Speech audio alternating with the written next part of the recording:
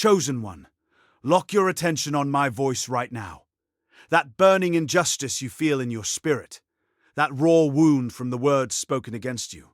Quiet it. The atmosphere has felt charged for the last 72 hours, hasn't it?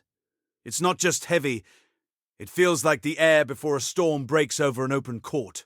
Maybe you overheard a conversation you weren't meant to hear yesterday, where your name was dissected and dismissed. Or perhaps you woke up at 4 o'clock in the morning this week with your heart racing, feeling the weight of unfair judgment and that familiar ache of betrayal. Some of you might have seen a message or a look that confirmed the whispers you dismissed as paranoia. The enemy has been exposing your name in the darkness for one reason and one reason only. God is about to defend it in the light. It all ends today. The accusations, the false narratives, the feeling of fighting alone. But listen closely, because this is critical. It's not ending because of luck.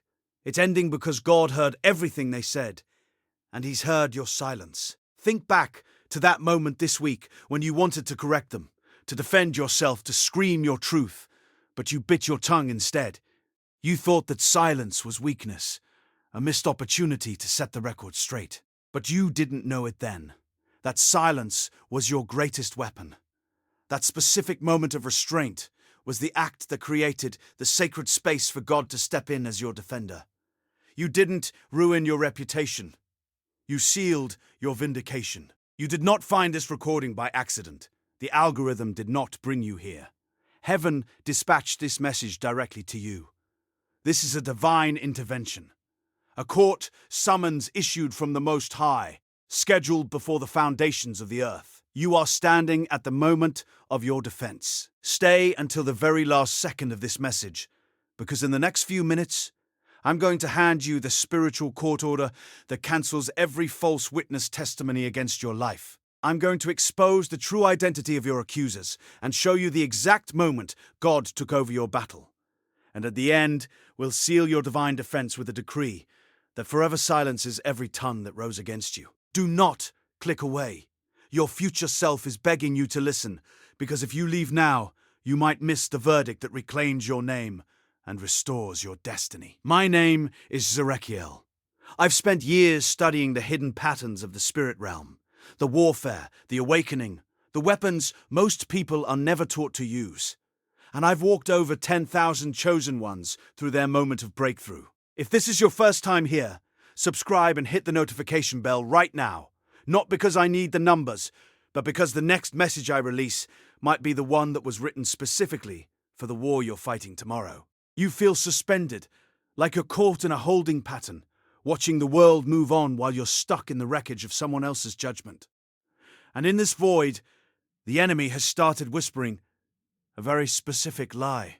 Listen to your thoughts. He's telling you that the reason everything feels stalled is because of what they said. He's replaying their words, the looks on their faces, the dismissive gestures. He's telling you that because of their accusations, your blessing has been revoked. Your name is forever tainted, and you have to fight this battle of perception alone. But I need you to hear what the scripture actually declares about those who speak against you. Isaiah 54 verse 17 says, "No weapon forged against you will prevail, and you will refute every tongue that accuses you." Listen to that promise. Every tongue that accuses you. This isn't just a comforting thought. It's a legal decree from the highest court in the universe. The enemy wants you to believe that their words have power, that their judgment is final. But that is a deception. Their words are not a weapon that prevailed. They are the exact catalyst that activated God's defense on your behalf. That feeling of isolation isn't abandonment. It's the sacred space God created for His defense to unfold. The perceived silence around you is not indifference.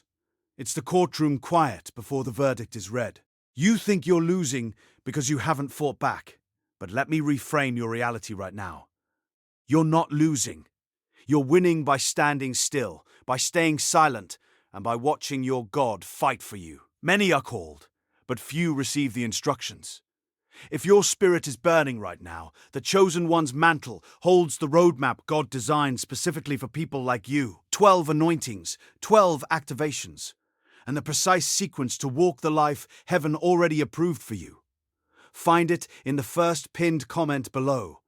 Available for a limited time only. Now, once you understand that your perceived inactivity was a strategic move, you're ready for the next level of revelation. The lie you've been carrying is that you had to actively participate in your own defense. Most people believe they must aggressively confront every accusation, dissect every rumor, or correct every misunderstanding. But this impulse, while understandable, actually attempts to wrestle the sword from the hand of the divine defender. Think of Moses before the Red Sea, with the chariots of Pharaoh thundering behind him. His natural instinct and that of his people was to panic, to fight, to flee. But God's command was simple yet profound. Stand firm and see the deliverance the Lord will bring you today. Your silence, your stillness, was not surrender. It was a sacred posture of trust, a declaration that this battle belongs to a higher authority. But here's where it goes deeper. The enemy doesn't just want to hurt you. He wants to trap you in a cycle of reaction. He whispers accusations not merely to damage your reputation, but to provoke a response that would misalign your spirit and delay your blessing. He knows that if he can bait you into fighting on his terms, you'll be too exhausted and too distracted to step into your next divine assignment. Remember Jesus in the wilderness, tempted to turn stones into bread. The enemy offered a logical solution to a physical need, but it was designed to make him act prematurely, outside of God's appointed timing and method. Your restraint in the face of provocation created a barrier the enemy could not cross. And this leads us to something most people miss entirely. The reason those whispers sting so deeply, the reason the accusations feel like open wounds, is that they often tap into old, unprocessed pain. The enemy is a master strategist. He doesn't just attack your present, he weaponizes your past. He knows where you felt rejected before, where your worth was questioned, where you were betrayed. He throws those same accusations, knowing they resonate with unhealed parts of your soul, hoping to trigger an emotional reaction that clouds your spiritual discernment. This is why David, though mighty, was vulnerable to the taunts of Goliath, who mirrored the belittling words of his own brothers. Until David remembered his true identity as a shepherd warrior, he was stuck in that old narrative. What most people don't realize is that your deep-seated belief that you have a right to reply, a right to correct, a right to clear your name, can itself be a subtle form of resistance to divine timing. You feel an almost unshakable conviction that if you don't speak, the truth will remain buried. This is a profound act of relinquishing control, trusting that God's justice is far more comprehensive and far-reaching than any defense you could mount. Think of Job, unjustly accused by his friends, challenged by his wife, tormented by his circumstances. He longed to justify himself, but it was in his eventual silence and trust in God's ultimate plan that his vindication and his double portion finally came. Coming up, the one thing most people avoid, but it's the key to everything. Now, once that clicks, everything shifts. Your silence isn't merely passive.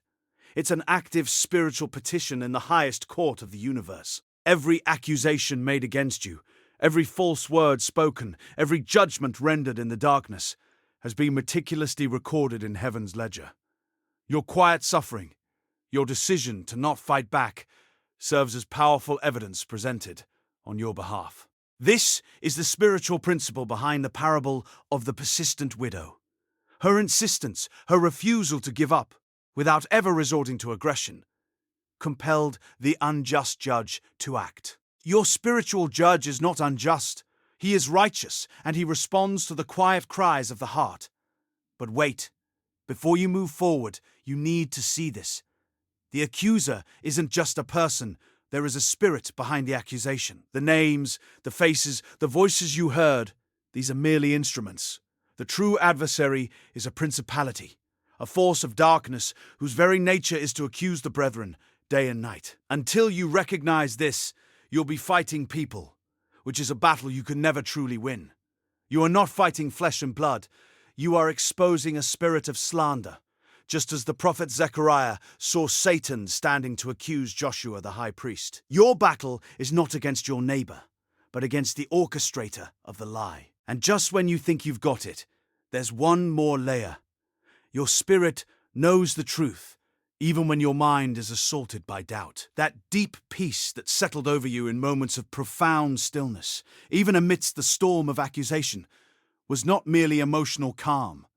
It was the Holy Spirit bearing witness. Your internal calm, your peace in the face of injustice, is a more powerful testimony than any verbal defense you could offer. It is the unshakable inner knowing that despite the chaos, God is on your side. This is how Peter could declare Jesus as the Christ, not through intellectual reasoning, but by direct revelation from heaven, a profound knowing in his spirit. This brings us to the real turning point, and it's a confrontational one. The deepest block to your vindication isn't fear or past wounds, or even the enemy's attacks. It's the subtle, hidden pride that believes you are still responsible for your own vindication. It's the ego's attachment to being right, to having the last word, to seeing justice served by your hand. This is a resistance to fully surrendering the outcome. It's believing that if God doesn't move in the way you expect, at the time you deem appropriate, then he simply isn't moving. This subtle pride says, I know better how to defend myself than God does. And until that resistance dissolves, until you lay down the burden of your own perceived righteousness, his full defense cannot manifest. And here's the part you probably didn't expect. The thing that's been blocking you isn't what you thought. It's not the enemy. It's not your past. It's not even the people who hurt you. It's the divine tension that often requires you to be humbled before you are exalted. God often raises you through the very place you were shamed, not around it. The path to promotion, to vindication, is often through the pit, the prison, the place of public humiliation. Just as Joseph was sold into slavery, thrown into jail, and forgotten, only to be elevated to the second most powerful man in Egypt, from the very place of his lowest shame. His accusers were forced to bow to him. Coming up, the insight that changes everything. Stay with me, because what I'm about to share next is the part that breaks the cycle. And the final, mind-bending truth is this. Your accusers were your accelerators. Their attacks, their false witnesses, their public declarations against your name were not meant to stop you, but to highlight you. They were forced to expose your name, creating the public stage for God to defend it. They didn't know they were setting the stage for your elevation. Every single lie spoken against you was God's advertisement for his intervention. Every whispered rumor became a trumpet blast announcing your divine defense. They thought they were burying you. They were actually planting you. This is the paradox of divine justice. Your greatest adversaries become the unwitting instruments of your greatest promotion. Think of Daniel in the lion's den. His enemies' plot to destroy him led directly to a royal decree from King Darius, declaring the greatness of Daniel's God throughout the entire kingdom, elevating Daniel in a way he could never have achieved himself. Your public humiliation was simply the setup for your public vindication. Tonight, before you sleep, place your hand on your heart and declare this with me. I release every false word spoken against me. I release every agreement with shame, with guilt, and with the burden of self-defense. I surrender my right to reply, my need to explain, and my desire to justify myself. I declare that the battle is not mine, but God's. I receive his perfect defense, his unwavering vindication, and his righteous judgment on my behalf. I step into my new identity, purified by fire, unburdened by lies, and empowered by his grace. My name is cleared. My destiny is restored. And I walk forward in the confidence that heaven has already spoken, and the verdict is in, not guilty.